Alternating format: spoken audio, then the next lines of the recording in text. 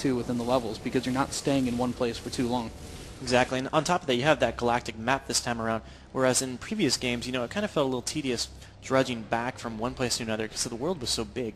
It could take a long time just to get to one place. In this game, you have that map. You can jump from spot to spot, and that really takes some of the tediousness away.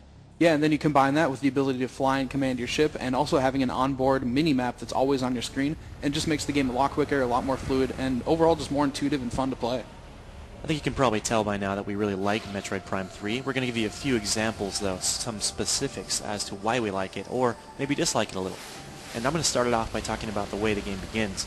Samus actually starts out with all of her weapons and doesn't lose anything. And this is the first in the Prime series. You don't have to go back and find all these weapons that you somehow lost. This time she starts out as a badass and she continues on. She picks up new weapons right off the bat and just goes from there. Yeah, huge plus for me. I mean, finally we don't have to sit around and wait for a double jump. We don't have to wait for missiles. We don't have to find our charge shot. You feel like the badass when you start the game, which makes sense because you just finished Echoes. Exactly.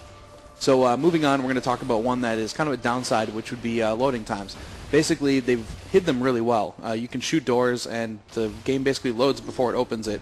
Or, there are other times when the ship is flying in, and you see a cinematic, but it's actually a disguised loading time with repeats. Right. I actually like the cinematics. Of course, yeah. They're done really well. The cinematic side is great. The part that isn't so great is sometimes you'll shoot a door and you'll stand there and wait for like upwards of 5 or 6 seconds before the door even opens. I think there's been a time or two where I've waited upward of 10 seconds. Yeah. And it happens especially on this one space station. On the flip side, though, you've also got the corruption mode. Specifically, my favorite is the hyper mode in the game. Basically, Samus is corrupted, and you get to use a ton of really funky, like, phazon-based powers and really screw people up in the environment. Yeah, you just hit the plus button on the Wii Remote, and you go into this mode, and what's cool about it is you're an ultra badass in this mode. You can take down enemies like Metroid in shots that would take, take numerous missiles. It would take a lot longer if you weren't in hyper mode. Yeah, and also you develop them in tandem. So you'll start getting things in the main mode, and then you'll also start getting hyper mode things that are only being used in hyper mode. So it's a great way of doing kind of this light and dark thing, but not needing to split the gameplay. Prime 3 also flows much better. Maybe it's a little easier than the first two games. I don't know. I think maybe it might be.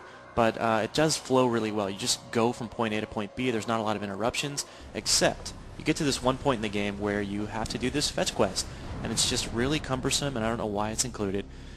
It doesn't do a lot to actually add to the experience. I don't know about you. What do you think? Yeah, basically you're finding these energy cells, and it's pretty tough. I mean, you can use the logbook, you can use your inventory and kind of get clues for these things, but it is very much like the Halo 2 kind of thing where it's like, we're going off to the battle, we're about to finish the game, oh, but just kidding, you got a couple hours of fetch quests. Yeah, oh, you need this energy cell, go find it, good luck. Right. And the crazy part was, Bozan and I just spent hours trying to find exactly where we could find the locations of these energy cells in our logbook, because it actually tells you in the game, look in your logbook. However, you want to look in your inventory screen, remember this. Right, we're showing it to you right now for a reason. Make sure you look at this. Because otherwise you will be stuck for 7 hours like we were, twiddling our thumbs and wondering where the hell to go. The boss fights in this game are pretty epic and pretty satisfying. We're only going to show you one in this video, and it's an early one, but rest assured there are some great ones that lie in store. And I think you'll agree with me that they're just pretty awesome. Yeah. Oh, for sure. I mean, they're better than Zelda's in my opinion, and they keep ramping up the difficulty pretty good until I've got to say it was like a little bit of a miss for me that the game ends on an easier boss fight. But I have a feeling that has to do more with cinematics and less with trying to get the gamer to really stretch himself and have to repeat levels over and over. Yeah, I think too it didn't hurt that we were pretty much an ultra badass at that point. We could we could rock the house. So.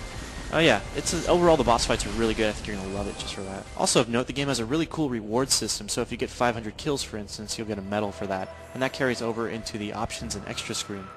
Yeah, you can also actually connect to WeConnect 24. You can take screenshots with an unlockable screenshot taker, send those to people via the message board, get bobbleheads, all kinds of crazy stuff that kind of adds some replay value to it, and also throws in kind of an achievement system. Indeed, check out our cockpit. I think that's a stunning bobblehead right there, wouldn't you say? Not too bad, Matty boy. And the final one that I really want to talk about basically could act as a plus or a minus depending on who you are, but it's the fact that Corruption is still pretty much a continuation of Prime 1 and Prime 2. You're seeing a lot of the same gameplay, and pretty much it's the same feel, so if you're cool with doing it again, you're going to have a great time. Yeah, it doesn't have that revolutionary feel that the first game had, because it was going from 2D to 3D back then. It does have those brand new controls which feel really great, it looks much better, and I think it flows overall better, and it's got that very cinematic feel as well. So overall, I think it might even be the better game, but we just can't rate it quite as highly because it's not quite that revolution. Right. Overall, I think it isn't a better game overall, but I think it just doesn't have that impact that Prime 1 had. Right, it's certainly better than Echo, so don't worry about that. And get this game. It's a must-have. We've given it an Editor's Choice Award and a 9.5. It's one of the highest rated games on Wii, and we highly recommend that you own it. Yeah, must have. Must have.